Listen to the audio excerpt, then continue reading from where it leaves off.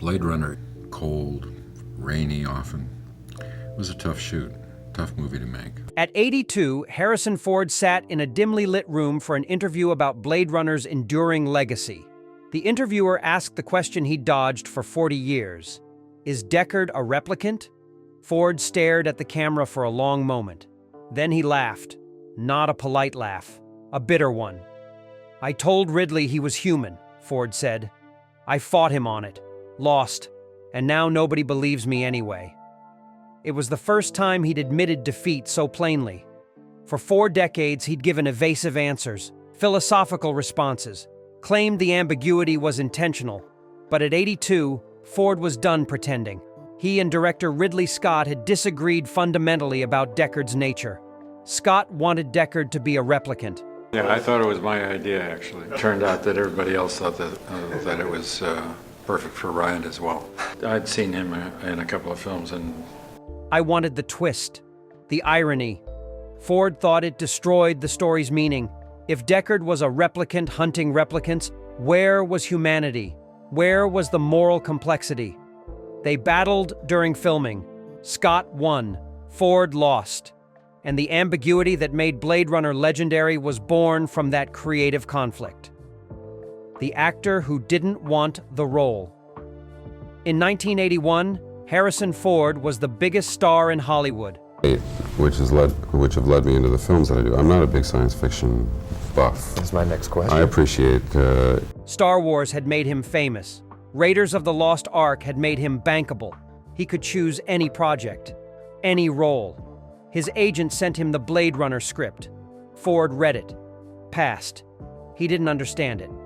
The noir elements felt old-fashioned. The science fiction elements felt cold. The character of Rick Deckard felt empty. A burned-out cop hunting artificial humans called replicants in a future Los Angeles. Where was the arc? Where was the hero?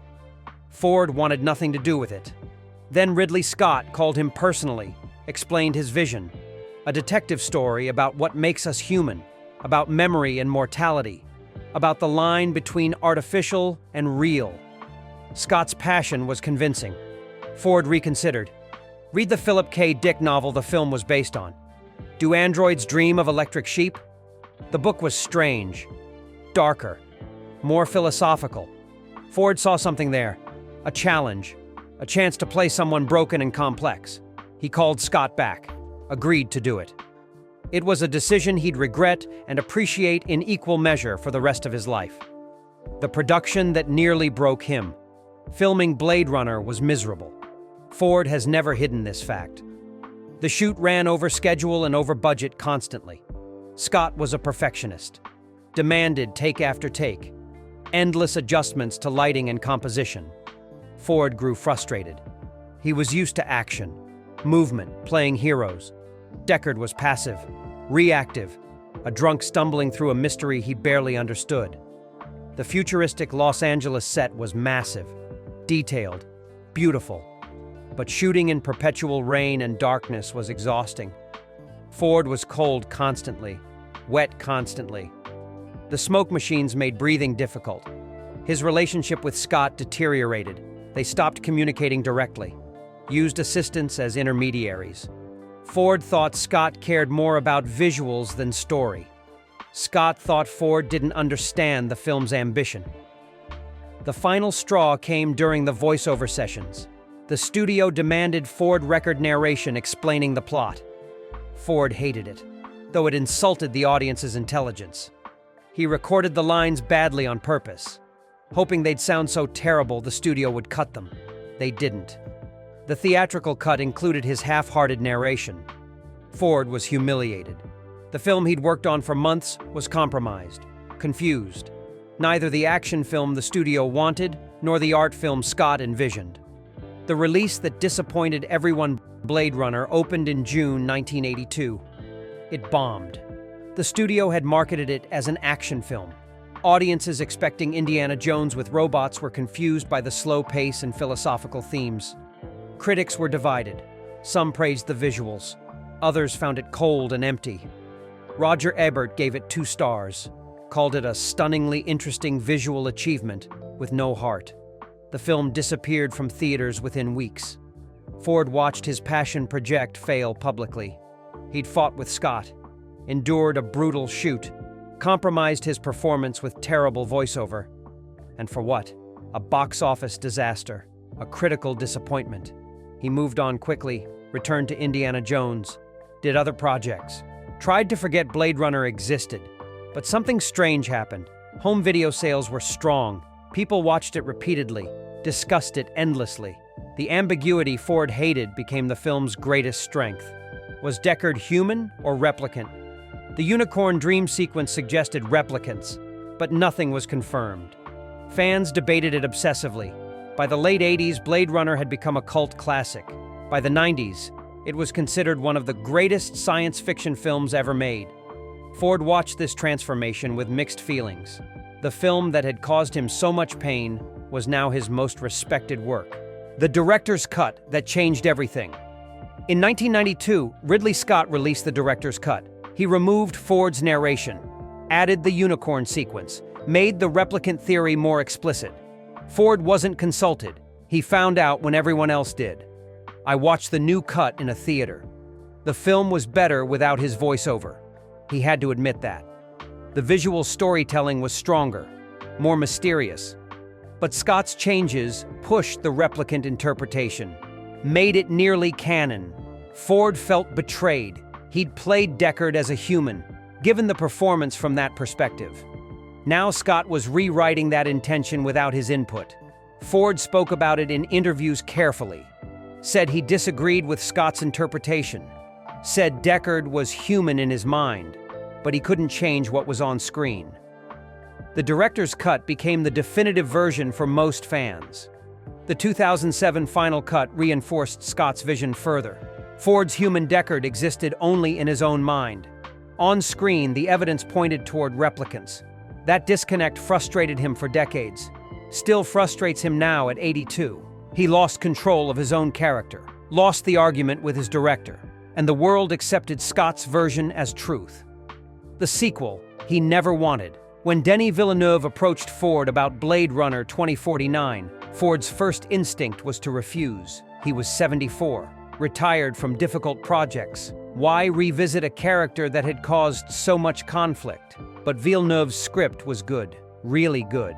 Deckard appeared in the third act, an old man hiding in the ruins of Las Vegas, still running, still alone. The script didn't answer whether he was human or replicant, but it showed something more interesting. His love for Rachel had been real. His grief was real. Human or replicant, his emotions were authentic. That appealed to Ford. He'd spent decades arguing Deckard was human because his emotions were genuine. This script validated that without resolving the debate. Ford signed on. The shoot was difficult but professional. Villeneuve treated him with respect, listened to his ideas. The Vegas sequences were brutal physically. Heat, dust, action. At 74, Ford struggled, but he delivered. When Blade Runner 2049 was released in 2017, critics loved it. Audiences were more divided. The film was slow, meditative. It bombed at the box office, just like the original. Ford found that grimly funny. History repeating itself. But this time, he wasn't disappointed. He'd made peace with Blade Runner's legacy, with its cult status, with the fact that these films weren't for everyone. The question he can't escape every interview, every convention appearance, every public event. Someone asks Ford if Deckard is a replicant. He's answered it hundreds of times, thousands maybe. His answer varies depending on his mood. Sometimes he says human. Sometimes he says it doesn't matter. Sometimes he gets irritated and refuses to answer. The question annoys him because it reduces Blade Runner to a puzzle, a mystery to solve. Ford thinks that misses the point. The film isn't about whether Deckard is artificial. It's about what makes life meaningful. Memory, love, choice. Roy Batty, the replicant villain, delivers the film's most famous speech. "I've seen things you people wouldn't believe. Attack ships on fire off the shoulder of Orion. All those moments will be lost in time like tears in rain." That speech haunts Ford. Rutger Hauer, who played Batty, improvised parts of it. It made it beautiful and devastating. The replicant understood mortality better than the humans hunting him. That's the film's real power, not the Deckard debate, but the exploration of what it means to be alive knowing death is inevitable. The co-star. He lost. Rutger Hauer died in July 2019. Ford didn't attend the funeral. He was working. but he released a statement, brief, professional. It didn't capture what Hauer meant to Blade Runner, what he meant to Ford personally. Their relationship during filming was complicated. Hauer was intense, method. He inhabited Roy Batty completely, became the character. Ford respected that, envied it even. His own relationship with Deckard was more distant, more conflicted. Hauer had no such ambivalence. He loved Roy Batty, understood him, made him tragic and terrifying simultaneously.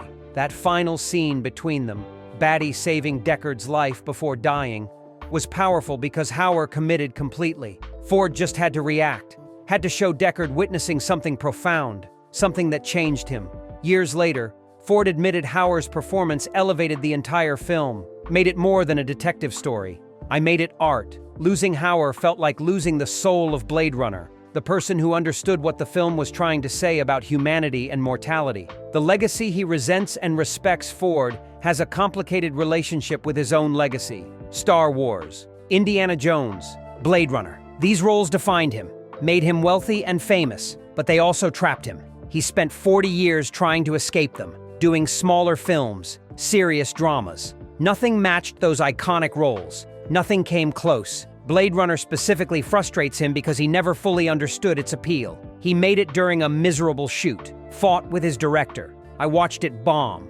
Then I watched it become a masterpiece in retrospect. The disconnect between his experience making it and the world's perception of it is vast. Ford respects what Blade Runner became, acknowledges its influence on science fiction, at the cinema, on visual storytelling. But he doesn't love it the way fans do. Can't separate the art from the painful process of creating it. At 82, he's made a kind of peace with that.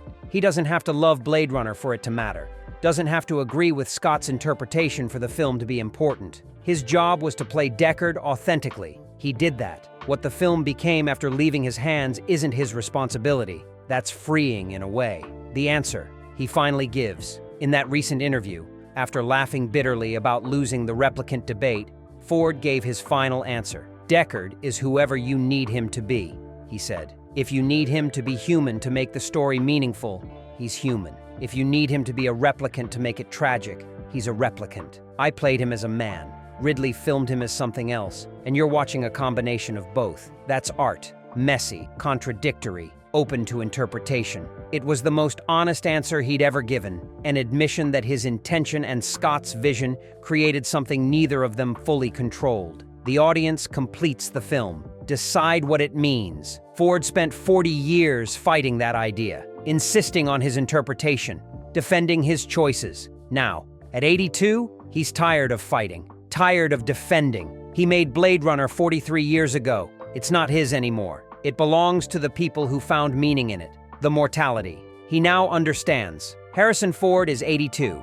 He's survived plane crashes, on-set injuries, decades of demanding physical roles. But time catches everyone. His body is failing in small ways. He can't do the stunts he once did. Can't work the 18-hour days. Death isn't abstract anymore. It's approaching, real, inevitable. That changes how he thinks about Blade Runner. Roy Batty's final speech about moments lost in time hits differently now. Ford understands it viscerally. He's lived enough to have moments worth remembering, experiences that shaped him, people he's loved and lost. All of it will disappear when he dies. Just like Batty said, like tears in rain. That's what Blade Runner was always about.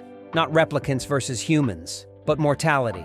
The desperate human needs to matter, to be remembered, to leave something behind that proves we existed. Ford gets that now in ways he couldn't at 40. While making Blade Runner, he was young, immortal.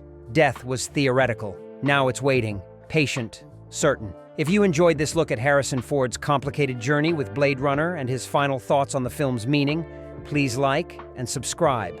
We explore the human stories behind iconic performances and the truths that only emerge with age and perspective.